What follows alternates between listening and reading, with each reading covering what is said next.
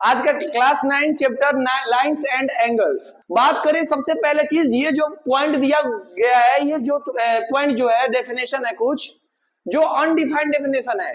ये undefined definition कहने का मतलब क्या कि इसको कोई मतलब छोड़ दिया गया था। जो एक्सियम जैसे होता है ना कि किसी चीज को डिफाइन नहीं किया जा सके।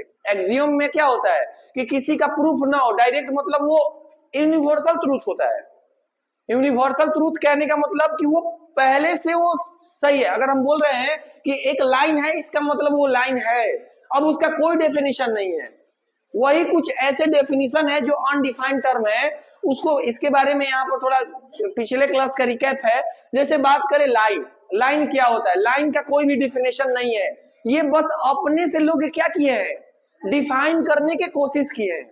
इसका कोई एग्जैक्ट डेफिनेशन नहीं है। नहीं तो हम ऐसे नहीं बोल सकते हैं कि लाइन का जो डेफिनेशन है तुम यही बोलोगे। लाइन का डेफिनेशन तुम बहुत अलग अलग तरीके से बोल सकते हो, उसको अलग अलग तरीके से डिफाइन कर सकते हो। उसको डिफाइन करने की मतलब जरूरी नहीं है कि यही डेफिनेशन होगा। जैसे a line has a length but not no breath. एक लाइन एक प्रकार का लेंथ है जिसका उसमें कोई भी ब्रेथ नहीं होता। जैसे ये तुम्हारा लाइन है, ये तुम्हारा लाइन है। अब ये लाइन को हम लोग पोस्टुलेट्स नंबर 2 था ना कि लाइन को किसी भी लाइन सेगमेंट है और उसको हम लोग क्या कर सकते हैं, आगे तक क्या कर सकते हैं, एक्सटेंड कर सकते हैं, मतलब इनफाइनाइटली तक। इसका कोई लिमिट नहीं है ये कहां तक जाएगा। समझ में आ रहा है? अगर इस पॉइंट पर मान लो ये पॉइंट ए है और ये पॉइंट बी है, अगर लाइन को डिनोट करना होगा तो हम लोग ए से करेंगे, बी करेंगे और उसके ऊपर ऐसे लगा देंगे तीर लाइन का। नहीं समझ में आ रहा है? अगर लाइन को डिनोट करना होगा तो ए भी लिखो, जैसे यहाँ पर पी क्यू रहेगा तो पी क्यू लिखो, ए एम सी रहेगा तो ए एम सी लिखो और उसके ऊपर क्या लगाओ, तीर लगा दो। अगर ऐसे कर दोगे ना तो ये गलत हो जाएगा, ये तुम्हारा लाइन सेगमेंट हो जाएगा। इसके ऊपर क्या लगाना है, तीर एरो का साइन लगाना है। बात करें लाइन सेगमेंट, और line segment is the part of line, ये भी एक पार्ट लाइन का ही पार्ट है। बोथ एंड आर फिक्स, जो दोनों एंड होता है वो कैसा होता है, फिक्स होता है। जैसे ये वाला, जैसे मान लो देखो ये वाला तुम्हारा लाइन है, ये तुम्हारा लाइन है, ठीक है, ये एक लाइन है, इसी लाइन का एक पार्ट है कौन, दो ठो पॉइंट इसी में फिक्स पॉइंट है। जैसे ए हो गया और क्या हो गया, बी। इसको डिनोट करना होगा तो क्या करेंगे, ए बी। इसको अगर ऐसे बोलना, ऐसे भी बोल सकते हो, a line segment is a part of line both end are fix, या बोल सकते हो ऐसे, it has a two end point is known as line segment. बहुत ही तरीके होते हैं इसको डिफाइन करने के लिए। ये सब अनडिफाइंड टर्म है, बस हम लोगों को क्या किया जा रहा है, इसको अपने से डिफाइन करने के लिए कोशिश किया जा रहा है। बस जैसे ये रे हो गया, और रे is the part of line, ये भी एक लाइन का ही पार्ट है, लेकिन इसका एक एंड क्या होता है, एक एंड पॉइंट होता है। जैसे मान लो ये रे है, यहां पर एक फिक्स पॉइंट होता है, और ये मतलब इसका जो लाइन होगा ना वो एक ही डायरेक्शन में क्या करेगा, मतलब एक्सटेंड करेगा, एक ही डायरेक्शन में आगे जाता रहेगा। इसका लाइन कैसे भी हो सकता है, ऐसे भी हो सकता है, ऐसे भी हो सकता है, बस उसका क्या होगा, एक एंड पॉइंट होगा। अगर मान लो यहाँ पर ए है, यहाँ पर बी है, तो इसके ऊपर कैसे करेंगे, अगर डिनोट करना होगा तो ए बी और उसके ऊपर ऐसे, ना कि ऐसे डालना, ऐसे नहीं, इसी साइड से राइट डायरेक्शन में। समझ में? लेफ्ट से कहां जाएगा, राइट। बात करें हाँ इसी साइड से, जैसे जैसे नहीं, जैसे फिजिक्स में पढ़ते हो वेक्टर, वेक्टर के ऊपर ऐसे साइन लगाया जाता है, ना कि वेक्टर मान लो कि डायरेक्शन इस साइड का है तो इस साइड का डायरेक्शन लगाओ, ऐसा नहीं होता है। वो लेफ्ट से कहां जाओगे, राइट ही में जाओगे। बात करें कॉलिनियर पॉइंट, तो कॉलिनियर पॉइंट पता होता है कि किसी भी लाइन, जैसे मान लो ये लाइन है, 3 और more than 3 point are said to be collinear. कहने का मतलब जैसे एक लाइन में, जैसे यहां पर एक पॉइंट है, ये पॉइंट है, ये पॉइंट है,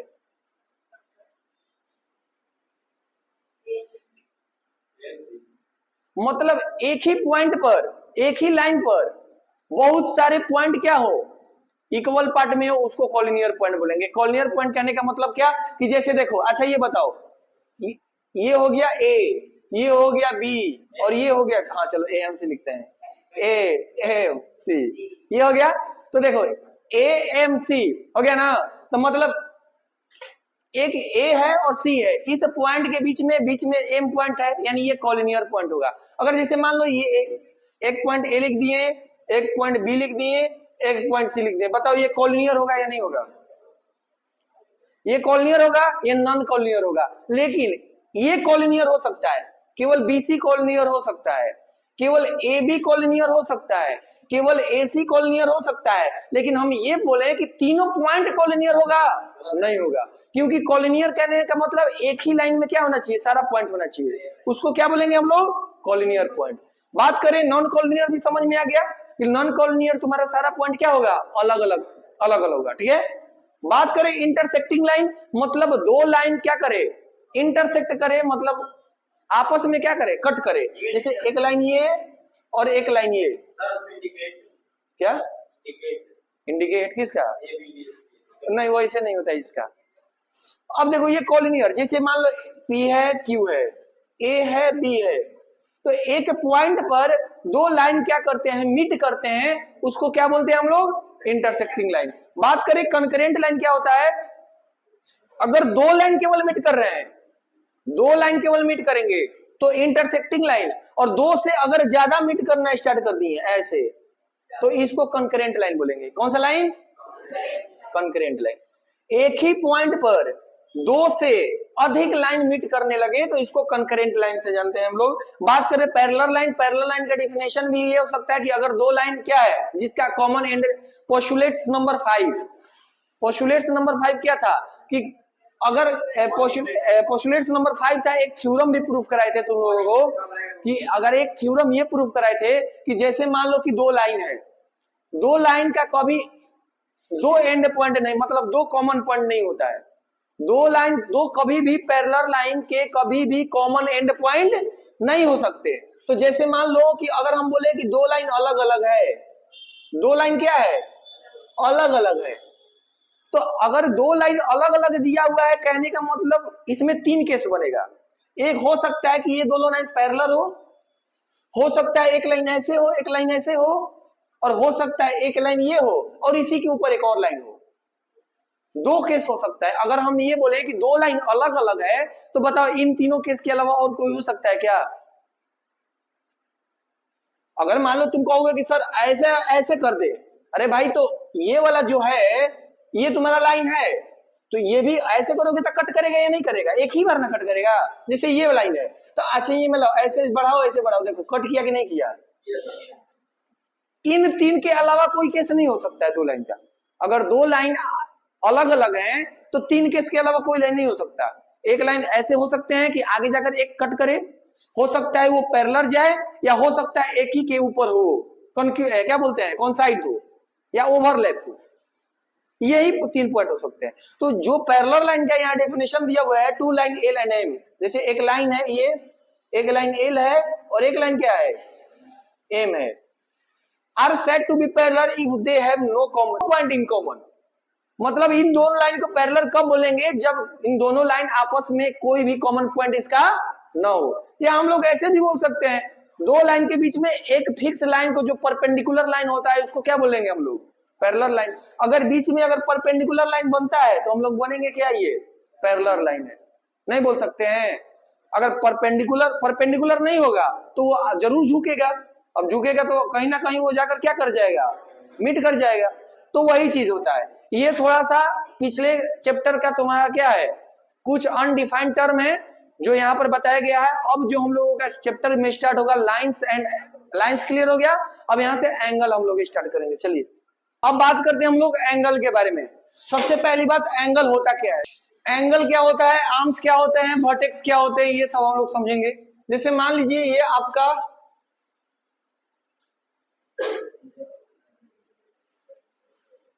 देखिए ध्यान से, ये वाला रे एक अगर मान लो ऐसे कर रहे हैं, देखो इसमें वन एंड पॉइंट है, वन एंड पॉइंट है, और इसी से एक और एंड पॉइंट से बन जाए, दो ठो रे होना चाहिए। दो ठो क्या होना चाहिए, रे। जहां पर दो ठो रे एक जगह पर मीट करते हो इसको वर्टेक्स बोलते हैं। क्या बोलते हैं, वर्टेक्स। दो रे जहां पर मीट करेंगे, दो रे कहने का मतलब वो एरो वाला नहीं, जहां पर उसका डेफिनिट लेंथ होता है, वो जो डेफिनिट लेंथ दो रे एक जगह मीट करेंगे तो वहां पर क्या बनते हैं, रे, वर्टेक्स। और यहां पर जो दो वर्टेक्स के बीच में, जो जैसे ये वाला एंगल, ये आर्म्स है और ये भी आर्म्स है, ये क्या है तुम्हारा, ये हो गया बी और ये हो गया सी, तो ये तुम्हारा हो गया आर्म्स, ये हो गया आर्म्स, ये हो गया तुम्हारा क्या, वर्टेक्स। और इन दोनों आर्म्स के बीच में जो एंगल बन रहे हैं इसको बोलते हैं क्या, एंगल। इसको क्या बोला जाता है, एंगल। जैसे लिखा हुआ है व्हेन टू रे originated from the same and point, दो ठोरे एक ही पॉइंट पर क्या हो, सेम पॉइंट पर ओरिजिनेट हो, देन एंगल इज फॉर्म्ड, यहां पर क्या बनते हैं, एंगल बनते हैं। क्या बनते हैं, एंगल। बात करें जैसे अगर एंगल का बात करें तो इसमें एंगल कौन होगा, सी ए बी क्या होगा तुम्हारा, एंगल होगा। इसमें एंगल ए होगा तुम्हारा। देखो जो पॉइंट ए है, जैसे ए तुम्हारा होगा वर्टेक्स, ए क्या होगा, वर्टेक्स। जो ए बी हो गया और क्या, ए सी, ये दोनों रे हैं, ये दोनों रे हैं, ये क्या बनेंगे, आर्म्स। और ये क्या बनेंगे, एंगल। अब बात करें arms, the ray making the angle are called arms, the end point of the vertex is called, the end point is called vertex. बात करें टाइप्स ऑफ एंगल, बहुत सारे टाइप्स होते हैं, acute angle, right angle, obtuse angle, straight angle, reflex angle and complete angle. इसको हम लोग diagram से समझेंगे। देखिए जैसे मान लीजिए आप लोग पढ़े होंगे कोऑर्डिनेट ज्योमेट्री में, ऐसे इस टाइप का एक कार्टेशियन प्लेन पढ़े होंगे। यहां पर क्या होता है तुम्हारा 90 डिग्री, यहां पर क्या होता है 0, यहां पर 90, और पूरा एक पूरा मूव कर जाएगा तो क्या बनता है 180, यहां पर क्या हो जाएगा 270। ये तुम्हारा क्लॉक वाइज काम करता है, क्लॉक वाइज काम करता है, एंटी क्लॉक वाइज काम करता है। जैसे यहाँ पर 0, यहाँ पर 90, यहाँ पर 180, यहाँ पर 270, यहाँ पर तुम्हारा क्या जाएगा 360। 9 का पहाड़ा आता होगा ना, 9 का पहाड़ा पढ़ते जाओ यही काम चलेगा। 360 के बाद क्या आएगा 400, इसके बाद 500, इसके बाद उसके बाद, मतलब ऐसे ही ये राउंडिंग होता जाएगा। यहां पर एंटी क्लॉकवाइज पहले 0, 90 डिग्री। तुम्हारे सिलेबस में केवल इतना पढ़ना है, 0, 90, 180, 270, 360। देखो कैसे जो एंगल बनते हैं, एक्यूट एंगल कब कहेंगे, एक राइट एंगल कब कहेंगे, ऑब्ट्यूज कब कहेंगे, स्ट्रेट कब कहेंगे, ध्यान समझिएगा। अगर कोई भी ये दोनों के बीच में, अगर यहां पर 0 डिग्री है और यहां पर कितना डिग्री है 90 डिग्री, 0 डिग्री के बीच में और 90 डिग्री के बीच में कैसा भी एंगल हो उसको एक्यूट एंगल बोलेंगे। 0 और 90 के बीच में कैसा भी एंगल हो उसको कौन सा एंगल बोलेंगे, एक्यूट एंगल। जैसे कहने का मतलब क्या कि देखो जैसे मान लो ये तुम्हारा 0 डिग्री, अब ऐसे देखो ये तुम्हारा, देखो यहां पर तुम्हारा 90 डिग्री होता है, यहां पर क्या होता है, अगर 90 डिग्री से हल्का सा भी कम हो तो ये तुम्हारा कौन सा एंगल होगा, एक्यूट एंगल। अगर इतना भी हो तो फिर भी कौन सा होगा, एक्यूट। इतना भी हो फिर भी एक्यूट, इतना भी हो फिर भी क्या होगा, एक्यूट। मतलब जितना भी एंगल बनेंगे यहाँ पर वो कैसा एंगल बनेंगे, एक्यूट एंगल। मतलब अगर 89 डिग्री भी हो तो एक्यूट एंगल, 89.5 डिग्री भी हो तो एक्यूट एंगल। और जैसे ही 90 डिग्री होगा, 90 डिग्री के इक्वल होगा, वो हो जाएगा तुम्हारा कैसा एंगल, राइट एंगल। नहीं समझ में आया। अब देखो अब यहां पर तुम्हारा क्या हुआ, अब यहां पर क्या हुआ, यहां पर इसका डेफिनेशन कैसे लिख सकते हो, more than 0 degree and less than 90 degree. मतलब 0 डिग्री से बड़ा और 90 डिग्री से छोटा। वैसे एंगल को हम लोग कौन सा एंगल बोलेंगे, एक्यूट एंगल। एकदम राइट एंगल हो जाओ, जो एंगल बनेगा वो कैसा हो जाए, इक्वल टू 90 डिग्री। ये जो एंगल बनेगा वो इक्वल 90 डिग्री के इक्वल होगा तो उसको बोलेंगे हम लोग कैसा एंगल, राइट एंगल। अब जैसे यहां से देखो इतना पर किए हम, इतना पर किए एक्यूट ही है, इतना पर भी बढ़ा है एक्यूट ही है, इतना भर भी किए कितना हुआ, एक्यूट ही है।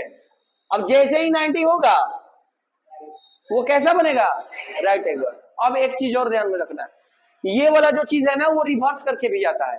अब जैसे ये तुम्हारा इस टाइप से रहेगा, जैसे मान लो ये तुम्हारा 90 डिग्री यहां लिखेगा 90 डिग्री और 0 डिग्री यहां पर लिखेगा, ठीक है। तो अगर ऐसे भी हो तो एंगल कहां बनेगा, इस साइड से बनेगा। नहीं समझ में आ रहा है, एंगल कभी भी कहां से स्टार्टिंग करेंगे, 0 डिग्री से। एंगल कभी भी बनाना स्टार्ट करेंगे तो कितने डिग्री से, 0 डिग्री से। ध्यान समझना, अगर जैसे मान लो हम लिख दिए यहां पर, अगर ये तुम्हारा 90 डिग्री है, ये तुम्हारा कितना डिग्री है, 90 डिग्री। अगर मान लो हमको एंगल बनाना है, ये तुम्हारा 0 डिग्री है, तो एंगल कैसे बढ़ाएंगे, ऐसे।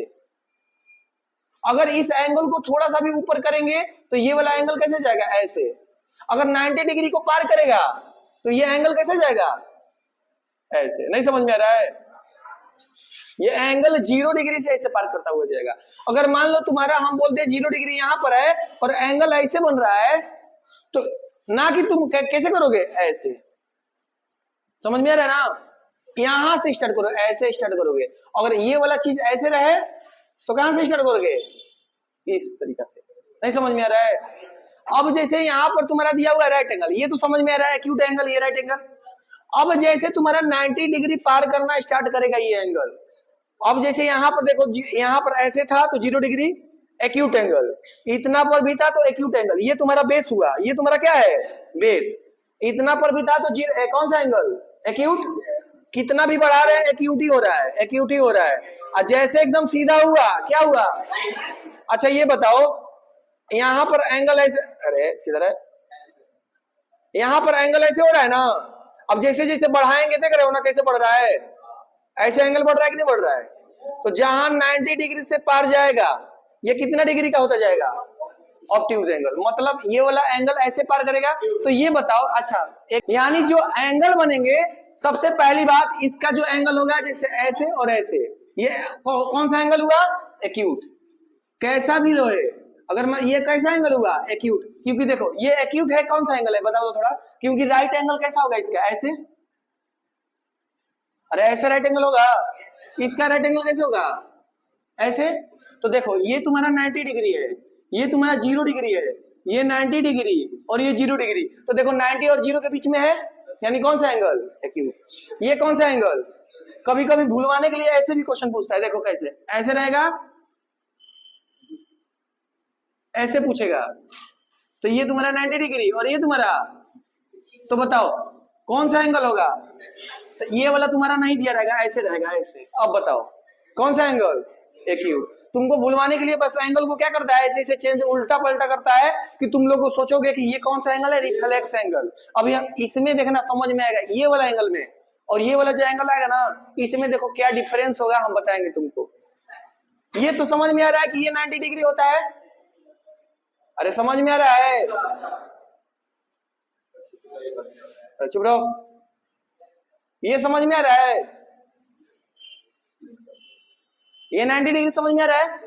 अब बात करें ऑब्ट्यूज एंगल, तो ऑब्ट्यूज एंगल क्या हो रहा है, यानी मोर देन 90 डिग्री और लेस देन 180 डिग्री, यानी more than 90 degree and less than 180 degree. मतलब कभी भी रहेगा तो 190 डिग्री से क्या होगा, अधिक होगा, और 180 से कम। कहने का मतलब क्या, जैसे मान लो ये तुम्हारा एंगल, ये तुम्हारा 0 डिग्री है, ये तुम्हारा क्या है, ये तुम्हारा क्या है, राइट एंगल है ना।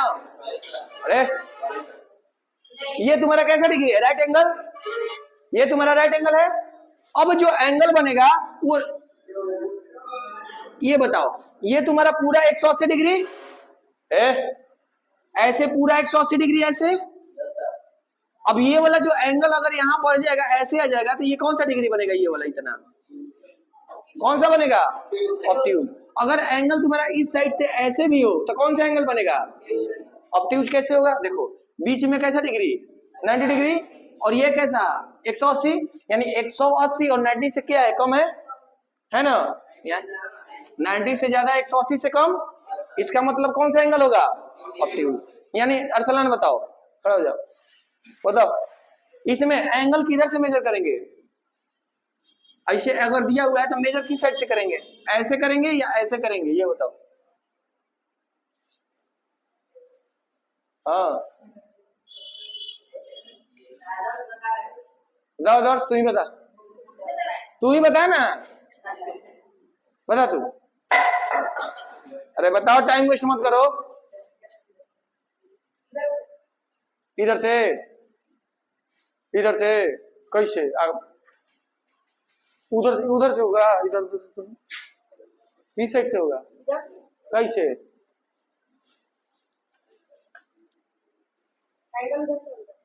बैठ, चलो तो ये समझ में आ रहा है ना? ऑब्ट्यूज एंगल मतलब 90 डिग्री से क्या होना चाहिए? ज्यादा, और 180 से कम। ठीक है, अब बात करें हम लोग स्ट्रेट एंगल। स्ट्रेट एंगल सबको पता होगा कि स्ट्रेट एंगल क्या होता है? Equal to 180 degree. यानी तुम्हारा ऐसा रहेगा, ये तुम्हारा 90 डिग्री रहेगा, बीच में ऐसा रहेगा, तो वो कैसा डिग्री होगा? Straight angle. अब ध्यान से समझना यहाँ क्या बात होगा। स्ट्रेट एंगल तो समझ में आ रहा है ना? अब रिफ्लेक्स एंगल समझना है। रिफ्लेक्स एंगल ये तुम्हारा 0 डिग्री पर था, ठीक है? अगर ये लाइन ऐसे आ रहा था, एक्यूट एंगल आ रहा है ना? अगर ऐसे एकदम सीधा हो जा रहा है तो 90 डिग्री, 90 डिग्री से पार जा रहा है तो obtuse, obtuse obtuse obtuse obtuse, एकदम सीधा हो गया तो स्ट्रेट। अच्छा ये बताओ, ये वाला एंगल जो है, ये वाला एंगल यहां से बढ़ता जा रहा है ऐसे, एक मिनट बता रहे, ये बताओ यहां से एंगल ऐसे बढ़ता जा रहा है, अरे बढ़ रहा है। अब जैसे जैसे इसे बढ़ाएंगे ये ऐसे ऐसे बढ़ता जाएगा, नहीं बढ़ेगा? तो अगर ऐसे बढ़ रहा है तो यहां पर आएगा, यहां पर आएगा तो 180 डिग्री। अब ये वाला जो एंगल है यहां पर आ गया, अब जैसे जैसे नीचे जाओगे तो ये भी एंगल क्या होता जाएगा? नीचे जाएगा। अरे ये नीचे जाएगा कि नहीं जाएगा? जैसे कहने का मतलब क्या कि ये वाला तुम्हारा एंगल ऐसे, अब ये तुम्हारा 180 डिग्री, ऐसे कर देंगे तो 180 डिग्री हो जाएगा। देखो ध्यान से, यहां पर 180 डिग्री होगा। अब 100 यहां पर 0 डिग्री, यहां पर 180 डिग्री। अब 180 से अब धीरे धीरे ऐसे जाएगा तो कैसा बनेगा एंगल? ऐसा बनता जाएगा? नहीं बनता जाएगा। अगर मान लो ये 180 है, ये तुम्हारा पॉइंट है 180 है, अब ऐसे जाएगा तो ये एंगल कैसा बनता जाएगा? ऐसे बनता जाएगा? नहीं बनता जाएगा।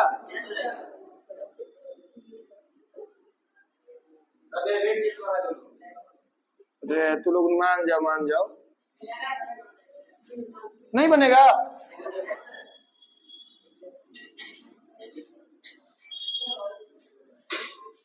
समझ रहे हो ना? रिफ्लेक्स एंगल समझ रहे हो ना? यानी रिफ्लेक्स एंगल तुम्हारा होता है मोर देन 180 डिग्री और लेस देन 360 डिग्री। इसका लिख लेना, more than 180 degree and less than 360 degree.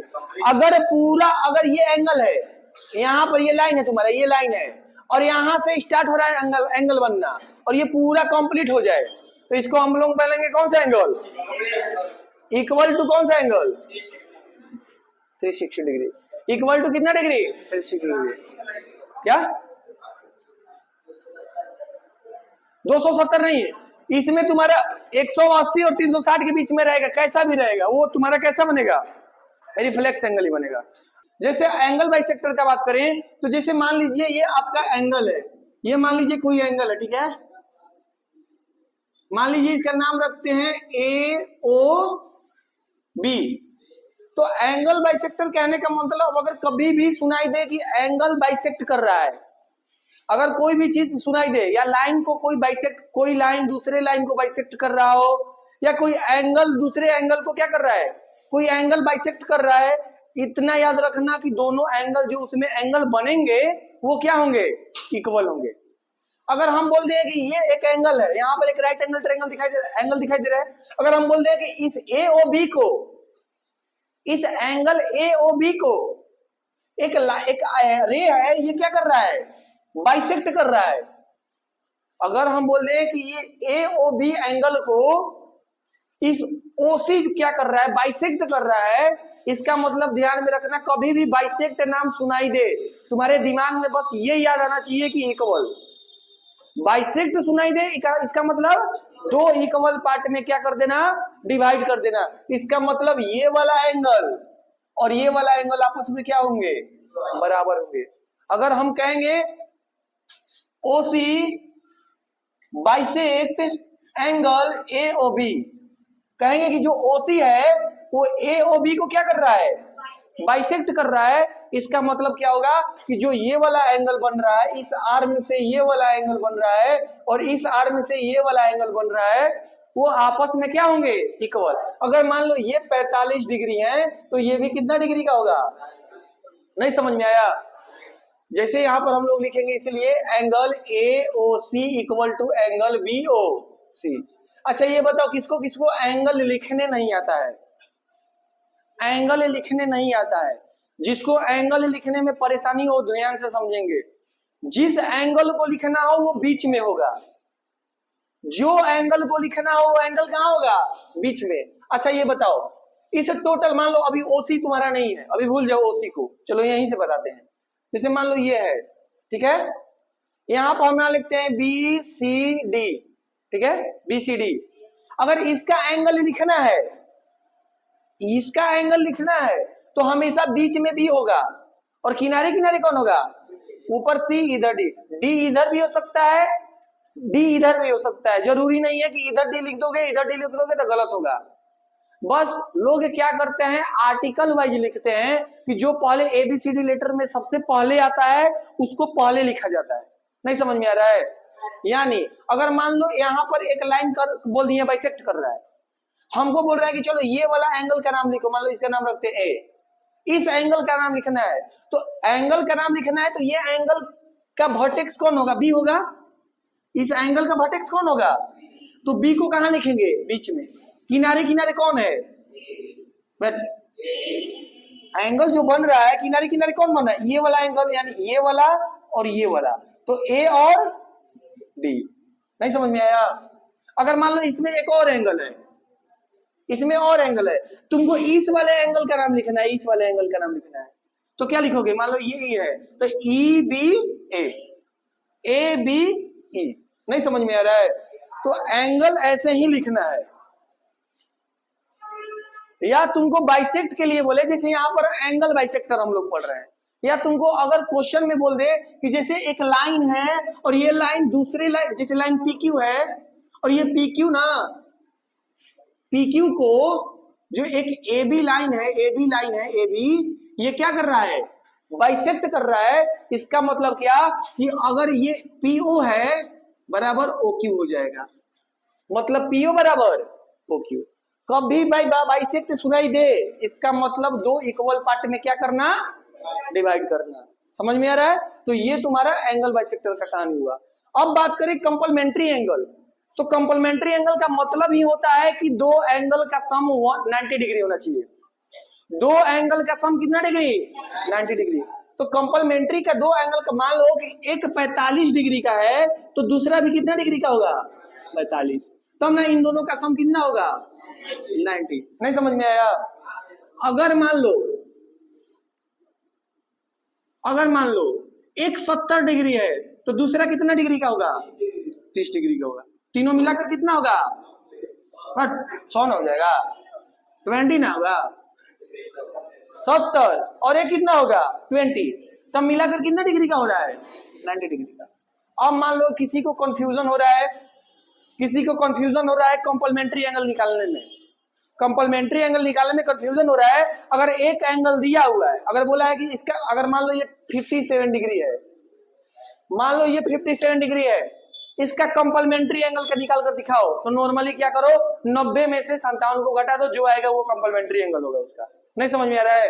यानी प्लस x बराबर कितना, 90, यानी x बराबर कितना, 90 माइनस 57, x बराबर कितना आ गया, बताओ जल्दी, लोग जोड़ घटा उला गया, 33। यानी जो 33 होगा उसका क्या होगा, कंप्लीमेंट्री होगा। नहीं समझ में आ रहा है। यानी कभी भी कंप्लीमेंट्री निकालने को पूछे प्लस एक्स बराबर 90। वैसे ही सेम प्रोसेस इसमें है।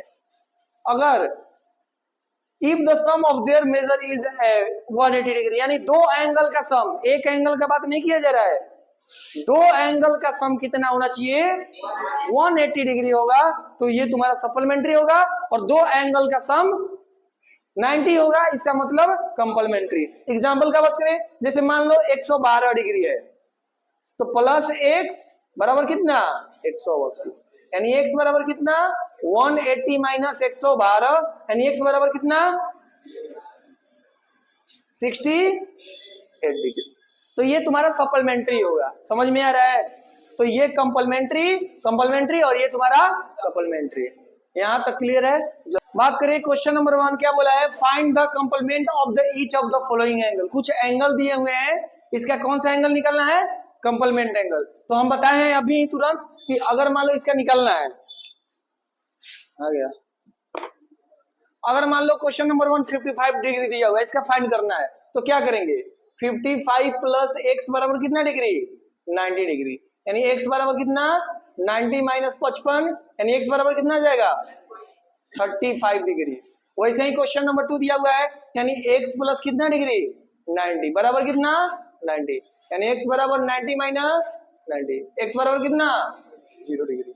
बात करें 2/3 of right angle, 2/3 of right angle, बस तुमको भरवाने के लिए ऐसा दिया हुआ क्वेश्चन, कुछ नहीं करना है। 2/3 ऑफ का मतलब क्या होता है, मल्टीप्लाई, राइट एंगल का मतलब कितना होता है 90, अब प्लस एक्स बराबर 90। नहीं समझ में आया, यानी 3 से कितने बार में 30 बार में, यानी एक्स बराबर 90 माइनस 7, यानी एक्स बराबर 30 आया है। वैसे ही ये सप्लीमेंट निकलना है, यानी एक्स 42 प्लस एक्स बराबर कितना 180, यानी एक्स बराबर 180 माइनस 42, यानी एक्स बराबर कितना डिग्री 138। क्वेश्चन नंबर 2 का बात करें, यानी 90 प्लस एक्स बराबर 180 डिग्री, यानी एक्स बराबर 180 माइनस 90, यानी एक्स बराबर 90 डिग्री। वैसे ही सेम क्वेश्चन है, 3/5 है, तो 3/5 ऑफ का मतलब मल्टीप्लाई और राइट एंगल का मतलब 90 प्लस एक्स बराबर कितना 180, यानी 5 से कितने बार में 18 5 54 प्लस एक्स बराबर 180 डिग्री, यानी एक्स बराबर 180 माइनस 54, यानी एक्स बराबर 136 डिग्री। बताओ किसी को प्रॉब्लम। सबसे पहली बात क्वेश्चन नंबर 3, क्वेश्चन नंबर 3 ये बोला है कि 2 supplementary angle are in the ratio इतना, 2 सप्लीमेंट्री एंगल है, तो लेट कर लेते हैं। लेट क्या कर लेट करें, let supplementary angle, supplementary angle be 2x and 3x। तुमको पता है सप्लीमेंट्री, दो सप्लीमेंट्री का सम कितने डिग्री के बराबर होता है चाहिए 180, यानी 2x प्लस 3x बराबर कितना 180, यानी 5x बराबर 180, यानी x बराबर कितना, अरे बताओ ना 36, x बराबर कितना आ गया 36 आ गया, यानी फर्स्ट जो सप्लीमेंट्री होगा फर्स्ट एंगल होगा, फर्स्ट एंगल कितना है 2x बराबर 2 इंटू 30, 36 गुना का, और जो सेकेंड एंगल होगा वो 3x है, 3 इंटू 36 कितना हो जाएगा 108। ये तो नॉर्मल क्वेश्चन था, सबसे बन जाएगा। बात करें ये क्वेश्चन का, ये क्वेश्चन है आसान, देखने में थोड़ा मतलब इसका जो मीनिंग लिखा हुआ है, जो स्टेटमेंट है थोड़ा है आसान, लेकिन कुछ अजीब तरीका से दिया हुआ है। Supplement of angle is 1/3। एक चीज और याद रखना, एक चीज और याद रखना, तुमको ये हमेशा ये ट्रिक काम करेगा, कभी भी वर्ड प्रॉब्लम या एज प्रॉब्लम होता है तो इसमें एक ट्रिक काम करेगा। जैसे मान लो एक एक्स है एक वाई है, ठीक है, एक एक्स है और एक वाई है, अगर हम तुमसे कहें कि जो तो वाई है ना वो दुगुना है वाई का, जो एक्स है दुगुना है, एक्स क्या है दुगुना, अगर हम ये बोल रहे हैं एक्स दुगुना है वाई के, इसका मतलब क्या, तुम एक्स पर दुगुना नहीं लगाओगे, तुम वाई को दुगुना उल्टा लगाओगे। अगर वाई को बोले तो एक्स पर मल्टीप्लाई करो, और एक्स को बोले तो वाई को करो, उल्टा सीधे करो। जैसे मान लो ये क्वेश्चन है, एक्स है वाई है, क्वेश्चन तुमसे बोले कि जो एक्स है वो वाई का दुगुना है, जो एक्स है वो वाई का क्या है दुगुना है, तो एक्स वाई का ना दुगुना है तो एक्स पर मल्टीप्लाई नहीं करना है, किस पर मल्टीप्लाई करना है, वाई वाले पर। और जब वाई बोले कि वाई एक्स का दुगुना है तो एक्स वाले पर मल्टीप्लाई, उल्टा मल्टीप्लाई करो। जैसे वही क्वेश्चन बोला है सप्लीमेंट ऑफ एंगल इज 1/3, तुमको सप्लीमेंट बोल रहा है 1/3 है तो तुमको सप्लीमेंट पर 1/3 नहीं करना है, एंगल वाले पर 1/3 कर देना, उल्टा करो सीधे। क्या बोला है, the supplement of angle is 1/3 of the given angle. हमको एंगल पता नहीं है इसलिए एंगल को क्या मानते हैं, एक्स। लेट एंगल भी एक्स, तो लेट अगर एंगल एक्स मानते हैं तो हमारा सप्लीमेंट एंगल क्या होगा, सप्लीमेंट क्या होगा, अगर एंगल एक्स है। अच्छा ये बताओ कोई चीज टोटल है तो टोटल मान लो कि जैसे बात करें, जैसे मान लो तुम्हारे पास टोटल हम बोल रहे हैं 100 रुपीज है, टोटल कितने रुपीज है, तो सप्लीमेंट मतलब तो हमको पता है कि 180 रुपया होता है, मतलब 180 डिग्री होता है, एंगल होता है 180 एंगल डिग्री होता है सप्लीमेंट का मतलब। अब हम तुमसे ये बोले कि उसका सप्लीमेंट का जो एंगल है यानी टोटल में से जो एंगल को घटाओगे तो जो बचेगा एंगल वही होगा, यानी एंगल भी एक्स।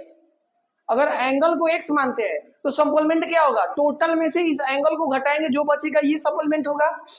नहीं समझ में आ रहा है, देखो फिर से मान लो ये तुम्हारा सप्लीमेंट 100 है, ठीक है, इस 100 में से हम 20 रुपए खा लिए, 20 रुपए क्या लिए, खा लिए, तो 20 रुपए खा लिए तो हम 100 में से ना 20 को घटाएंगे तो कितना बचेगा, 80। तो ये 80 क्या हुआ, ये तुम्हारा टोटल हुआ, ये तुम्हारा 100 टोटल हुआ, और ये जो 20 हुआ ये फर्स्ट हुआ, ये क्या हुआ, फर्स्ट नंबर, और ये क्या हुआ तुम्हारा सेकेंड नंबर। तो तुम्हारा देखो टोटल तुम्हारा सप्लीमेंट है, फर्स्ट एंगल तुम्हारा एक्स है, तो सेकेंड एंगल क्या बचेगा, यानी टोटल में से अगर इस वाले को घटा देंगे तो सेकेंड एंगल बचेगा।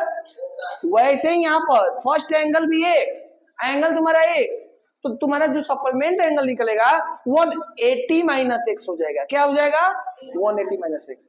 अब काम करो कि देखो 180 माइनस, देखो क्या करो ना, क्या लिखा हुआ है, एंगल एक्स दिया हुआ है ना, एक्स लिखो, इधर 180 माइनस एक्स लिखो बराबर करके। अब सुनो क्या करना है, क्या बोला है, सप्लीमेंट ऑफ एन एंगल, यानी ये वाला जो एंगल है ना 1/3 है तो इसमें 1/3 नहीं करना है, उल्टा मल्टीप्लाई कर दो 1/3, जितना बोले उसका उल्टा करो। Supplement of angle is 1/3 of the given angle, तो हम कर दिए find the measurement of the given angle, बस सोल्यूशन करो बन जाएगा। यानी x अपन में क्या, x बराबर क्या हो जाएगा, x बराबर 180 क्या हो जाएगा 3 इंटू 180 माइनस एक्स, नहीं होगा, चलो x बराबर क्या हो जाएगा, यानी 18 54 540 माइनस 3x। तुम्हारा देखो 4 से हम एक बार में, फिर उसके बाद 4 12 12 4 5 20, यानी x बराबर कितना डिग्री आ गया 135। अब तुम्हारा जो सप्लीमेंट असली सप्लीमेंट एंगल होगा, देखो एंगल तुम्हारा कितना आ गया, एंगल तुम्हारा क्या कितना आ गया 135, एंगल कितना आ गया 135, तो सप्लीमेंट कितना होगा 180 माइनस कितना जाएगा 45। नहीं समझ में आया, तो ये अब देखो 135 और 45 जोड़ो कितना डिग्री आएगा 180 आएगा, आएगा या नहीं आएगा, चलिए बनाइए।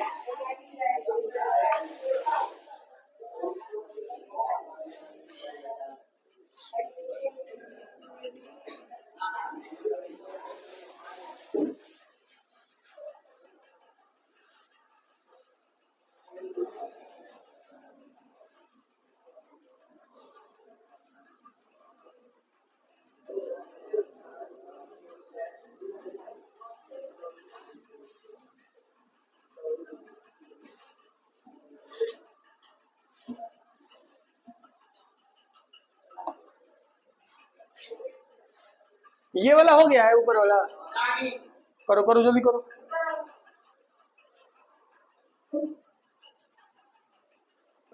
चलिए क्वेश्चन नंबर 5 को देखिए, क्वेश्चन नंबर क्या बोला है ध्यान समझिए, find the measure of an angle, तुमको एंगल फाइंड करना है, ठीक है। अगर एंगल फाइंड करना है हम उसको क्या मान लेंगे x, लेट द एंगल भी x, जो जैसे जैसे बोलेगा वैसे वैसे करेंगे, let the angle be x degree. हमको एंगल फाइंड करना है, हमको एंगल पता नहीं है, एंगल को क्या मान लिए x। If the 7 times it's complement, अब ये मत सोच लेना हम उस समय बताए हैं x और y जो 7 टाइम्स होगा उसमें उल्टा में कर देंगे, ऐसा नहीं। कैसे बोला है ये समझो। 7 टाइम इट्स कंप्लीमेंट मतलब खुद का 7 गुना is 10 less than 3 times of the its supplement. नहीं समझ में आया? समझो आएगा। अगर एंगल तुम्हारा x है तो तुम्हारा कंप्लीमेंट क्या होगा? कंप्लीमेंट क्या होगा? 90 माइनस एक्स। सप्लीमेंट क्या होगा? अरे बोलो 180 minus x. Complement 90 minus x, supplement 180 minus x. अब जैसे जैसे बोला है वैसे वैसे करो। सबसे पहला चीज तुम्हारा क्या बोला है? 7 times of its complement according to the question, 7 times of his कंप्लीमेंट्स।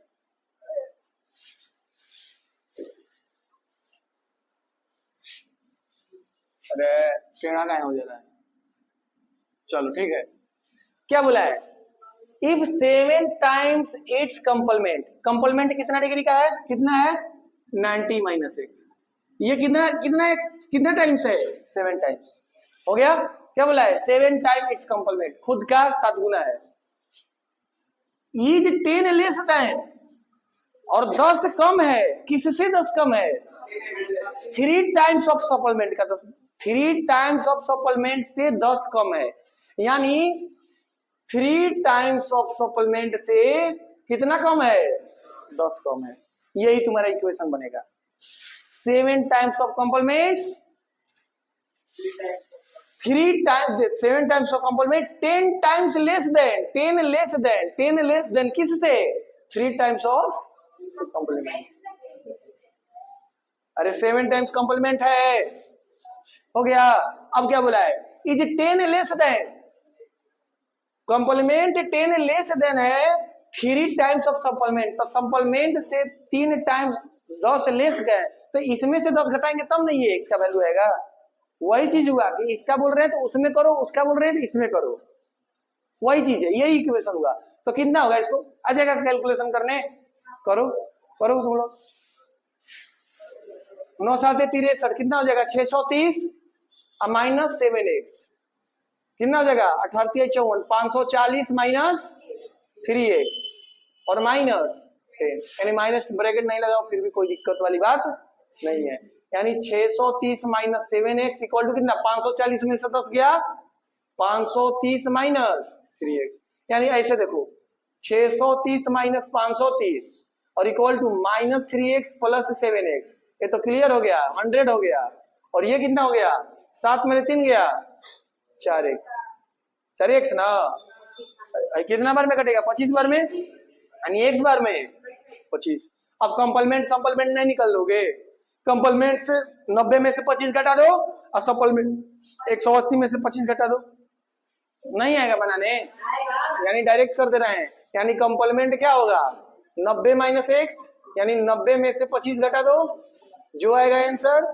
और सप्लीमेंट का बात करें तो 180 माइनस एक्स, यानी 180 में से किसको घटा दो? 25 को, जो आएगा वही क्या होगा? आंसर। अब बात करो यहाँ पर, लड़का थोड़ा सा चुप हो जाओ। क्वेश्चन नंबर 6 देख लो, 7 तुम लोग बनाना। क्वेश्चन नंबर 6 देख लो, 7 तुम लोग बनाना। क्वेश्चन नंबर 6 क्या बोला है? Find the measure of an angle, find the measure of the angle is 24 more than it's complement. Find the measure of an angle is 24 more than it's complement. यानी अगर angle को हम क्या मानते हैं? क्वेश्चन नंबर 6 एंगल को क्या मानते हैं? एंगल भी x। अब क्या बोला है ध्यान समझना, लेट एंगल भी x, उतार लो उतार लो, पहला उतार लो, समझो मत, आ जाएगा एग्जाम में, यही आएगा। अब देखो लेट एंगल भी x। अब क्या बोला है? Angle is 24 more than, angle is 24 more than, angle है ना, तो एंगल किससे 24 मोर देन है? कंप्लीमेंट से, यानी 90 माइनस एक्स में कितना मोर देन है? 24। नहीं समझ में आया? डायरेक्ट बना लो, x को इधर बुला लो, x माइनस 90 माइनस एक्स हो जाएगा और इक्वल टू 24। राइट, तुरंत टोटल को इधर बुला लिए। अगर मन नहीं है ब्रैकेट को हटाना, मतलब ब्रैकेट को हटाने का मन है, यहां से भी डायरेक्ट कर सकते हो, ब्रैकेट हटा दो, उसके बाद इसमें से इसको ऐड करो, सब्ट्रैक्ट करो, जो है आंसर। नहीं समझ में आया? देखो ये वाला लाइन समझ में आया है? नहीं है? Find the measure of an angle is 20, angle को हम एक्स मानते हैं, एंगल इज 24। अगर ये 24 है किससे?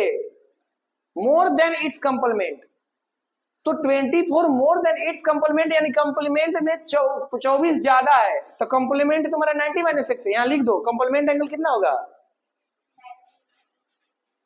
कंप्लीमेंट एंगल कितना होगा 90 माइनस एक्स, अरे होगा ना। तो तुम्हारा जो एक्स होगा कंप्लीमेंट से 24 ज्यादा है, यानी कंप्लीमेंट प्लस 24 ज्यादा कर दो। वैसे ही क्वेश्चन नंबर 7 में क्या होगा, find the measure of an angle which 32 less than, ये तुम लोग बनाएगा। इसको पहले सॉल्यूशन कर लेते हैं, यानी x minus 90 plus x equal to कितना 24, यानी 2x बराबर कितना हो जाएगा 24 प्लस 90, 2x बराबर कितना हो जाएगा 4 और 9 2 11, यानी x बराबर